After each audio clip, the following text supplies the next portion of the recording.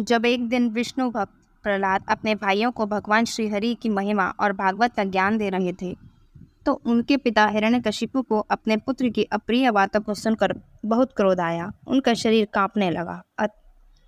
अंत में उसने यही निश्चय किया कि उसे अपने ही हाथों मार डालना चाहिए। उसने प्रहलाद की ओर पाप भरी टेढ़ी नजरों से देखा और कठोर वाणी से डांटते हुए कहा, मूर्ख, तू बड़ा ही उद्दंड हो गया है। स्वयं तो नीच है ही, अब हमारे कुल के और बालकों को भी फोड़ना चाहता है। तूने बड़ी ढिठाई से मेरी आज्ञा का उल्लंघन किया है। आज ही तुझे यमराज के घर भेजकर इसका फल चखाता हूँ। मूर्ख, तूने किसके बलबूते पर निडर की तरह मेरी आज्ञा के विरुद्ध काम किया है? प्रहलाद जी ने कहा, पिताजी, ब्रह्मा से लेकर तिनके तक छोटे बड़े चर अचर जीवों को भगवान ने ही अपने वश में कर रखा है।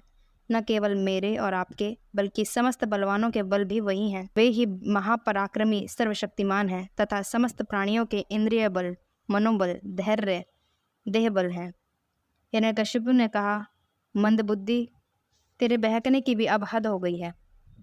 यह बात स्पष्ट है कि अब तू मरना चाहता है, क्योंकि जो मरना चाहते हैं वे ही सर पैर की बातें करते हैं। तूने मेरे सिवा जो किसी और को जगत का स्वामी बतलाया है, सो देखें तो तेरा वह जगदीश्वर कहाँ है? तो इस खम्भे में क्यों दिखाई नहीं देता? देखता हूँ तेरा वह सर्वस्व हरि तेरी रक्षा कैसे करता है। इस प्रकार अत्यंत बलवान महादैत्य भगवान के परम प्रेमी प्रहलाद को बार बार सताता रहा। फिर हाथ में खड़ग लेकर सिंहासन से कूद पड़ा और बड़े जोर से उस खम्भे को एक घूंसा मारा। उसी समय उसमें एक भयंकर आवाज हुई। ऐसा लगा मानो ब्रह्मांड ही फट गया हो। हिरण्यकशिपु उस आवाज को सुनकर घबराया हुआ सा देखने लगा कि यह आवाज करने वाला कौन है, परंतु उसे सभा के भीतर कुछ भी दिखाई न पड़ा। उसी समय अपने सेवक प्रहलाद की और ब्रह्मा जी की बातों को सत्य करने के लिए उस खम्भे में से बड़ा ही विचित्र रूप धारण करके भगवान प्रकट हुए। वह रूप न तो पूरा सिंह का ही था और न ही मनुष्य का ही। हिरण्यकशिपु ने खम्भे के भीतर से निकलते हुए उस अद्भुत प्राणी को देखा। वह सोचने लगा, यह नरसिंह के रूप में कौन सा अलौकिक जीव है। नरसिंह भगवान का यह रूप बड़ा ही भयानक था। तपाए हुए सोने के समान पीली पीली भयंकर आंखें थीं। जम्हाई लेने से गर्दन के बाल इधर उधर लहरा रहे थे। दाढ़ें बड़ी विकराल थीं। तलवार की धार के समान तीखी जीभ थी।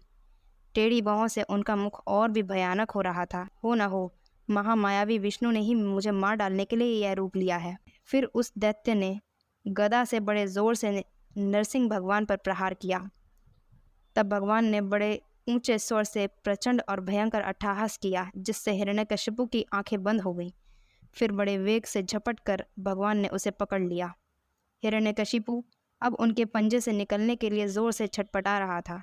भगवान ने सभा के दरवाजे पर ले जाकर उसे अपनी जंघा पर गिरा लिया और खेल खेल में अपने नखूनों से उसे उसी प्रकार फाड़ डाला जैसे गरुण महाविषधर सांपों को चीर देते हैं। उस समय उनकी क्रोध से भरी विकराल आंखों की ओर देखा नहीं जाता था। इस समय नरसिंह भगवान का सामना करने वाला कोई दिखाई न पड़ा। फिर भी उनका क्रोध बढ़ता ही जा रहा था। वे हिरण्यकशिपु की राजसभा में ऊंचे सिंहासन पर जाकर विराज गए। उस समय उनका सामना करने वाला कोई दिखाई न पड़ा। उस समय ब्रह्मा, इंद्र, शंकर आदि देवता, ऋषि, पितर, सिद्ध विद्याधर, महानाग, मनु, प्रजापति, गंधर्व, अप्सराएं, चारण यक्ष, किमपुरुष, वेताल, सिद्ध, किन्नर और सुनद कुमुद आदि उनके पास आए। उन सब ने सिर पर अंजलि बांधकर सिंहासन पर विराजमान अत्यंत तेजस्वी नरसिंह भगवान की थोड़ी दूर से अलग अलग स्तुति की।